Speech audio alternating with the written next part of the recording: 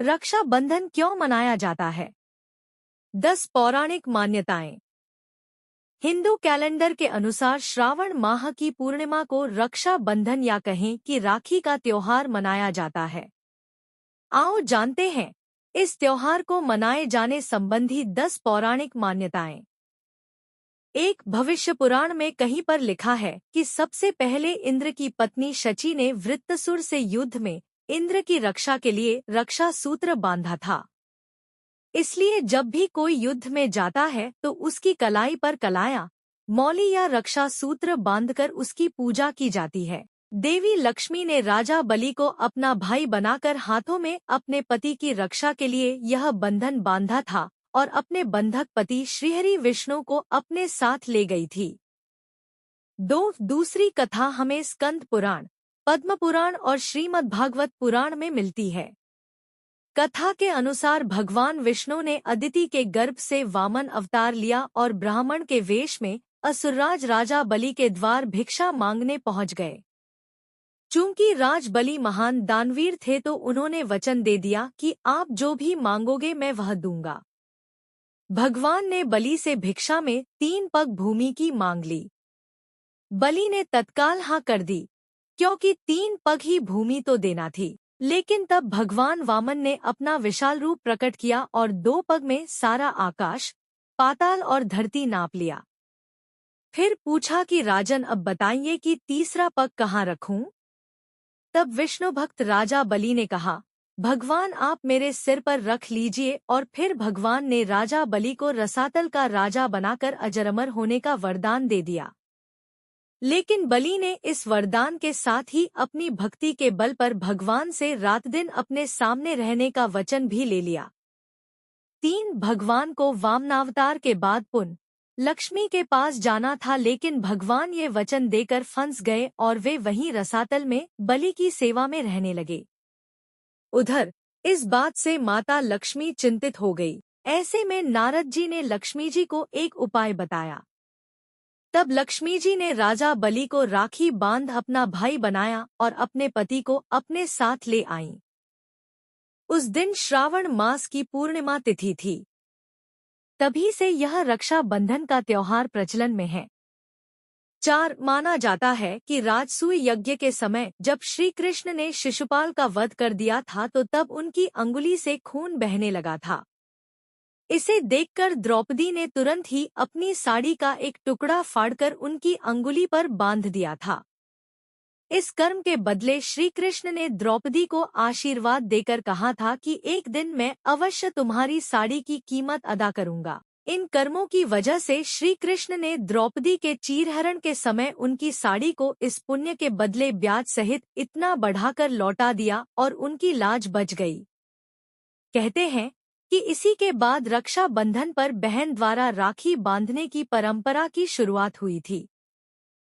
5 उत्तर भारत में रक्षा बंधन वाले दिन अर्थात श्रावण की पूर्णिमा को राखी का त्योहार मनाया जाता है, जबकि दक्षिण भारत में समुद्री क्षेत्रों में नारियल पूर्णिमा का त्योहार मनाया जाता है। नारियल पूर्णिमा खासकर सभी मछुआरों का त्योहार होता है। मछुआरे भी मछली पकड़ने की शुरुआत इसी दिन से भगवान इंद्र और वरुण की पूजा करने से करते हैं। पूजा के दौरान विधिवत रूप में उन्हें केल के पत्तों को समुद्र किनारे नारियल अर्पित किए जाते हैं। इसीलिए इस राखी पूर्णिमा को वहां नारियल पूर्णिमा भी कहते हैं। दक्षिण भारत में यह त्योहार समाज का हर वर्ग अपने अपने तरीके से मनाता है। इस दिन जनेऊ धारण करने वाले अपनी जनेऊ बदलते हैं।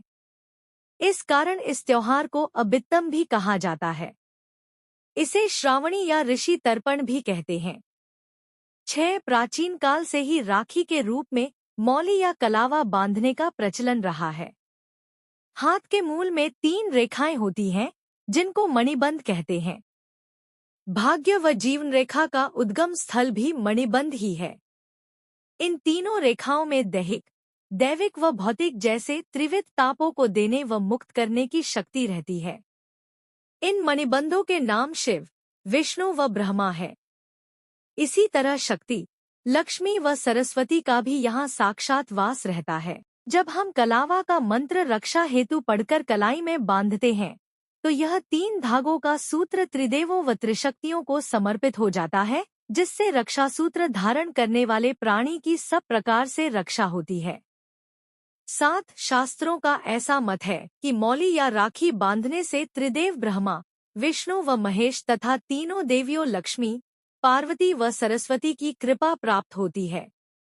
ब्रह्मा की कृपा से कीर्ति, विष्णु की कृपा से रक्षा तथा शिव की कृपा से दुर्गुणों का नाश होता है।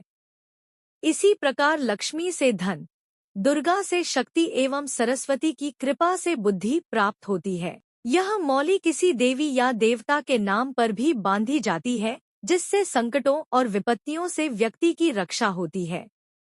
यह मंदिरों में मन्नत के लिए भी बांधी जाती है। 8 संकल्प के लिए भी रक्षा सूत्र बांधा जाता है। जिस तरह की राजा बलि ने 3 पग भूमि को दान में देने के पहले जल छोड़कर संकल्प लिया था कि मैं 3 पग भूमि दान करता हूँ, इसी तरह रक्षा बंधन पर हम बहन को उसकी रक्षा का वचन देते हैं। मौली बांधकर किए गए संकल्प का उल्लंघन करना अनुचित और संकट में डालने वाला सिद्ध हो सकता है। यदि आपने राखी या मौली बांधी है तो उसकी पवित्रता का ध्यान रखना भी जरूरी हो जाता है। 9 शास्त्रों के अनुसार मौली बांधने से उसके पवित्र और शक्तिशाली बंधन होने का एहसास होता रहता है और इससे मन में शांति और पवित्रता बनी रहती है। व्यक्ति के मन और मस्तिष्क में बुरे विचार नहीं आते और वह गलत रास्तों पर नहीं भटकता है। कई मौकों पर इससे व्यक्ति गलत कार्य करने से बच जाता है। 10 महाभारत में भी रक्षाबंधन के पर्व का उल्लेख है। जब युधिष्ठिर ने भगवान कृष्ण से पूछा कि मैं सभी संकटों को कैसे पार कर सकता हूँ, तब कृष्ण ने उनकी तथा उनकी सेना की रक्षा के लिए राखी का त्योहार मनाने की सलाह दी थी। इस साल रक्षाबंधन का त्योहार 19 अगस्त दिन सोमवार को मनाया जाएगा।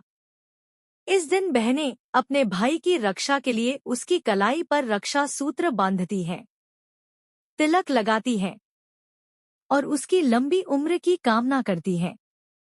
बदले में भाई अपनी बहन को आजीवन रक्षा का वचन देता है। भाई को राखी बांधने की यह परंपरा सदियों से चली आ रही है।